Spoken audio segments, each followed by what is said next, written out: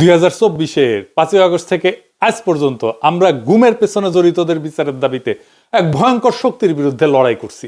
সেই লড়াইয়ে বিজয় আসছে, প্রাথমিক বিজয়।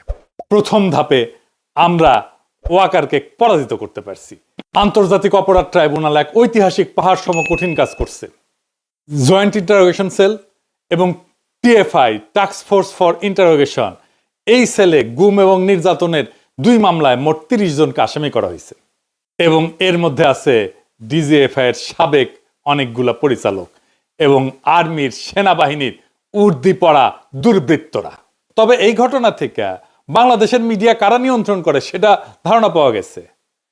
আমার দেশ এবং কয়েকটা সামান্য গণমাধ্যম ছাড়া কেউই সাবেক ডিজিএফআই এর কর্মকর্তাদের বিরুদ্ধে গ্রেপ্তারি পরোয়ানার খবরটাতে ডিজিএফআই শব্দটা পর্যন্ত ব্যবহার করেনি। সবার শিরোনামে ছিল শুধু হাসিনা আর সাবেক সেনা কর্মকর্তাদের নাম। দেখেছেন, ডিজিএফআই এর নাম শুনলে কাপড় নষ্ট করে ফেলে।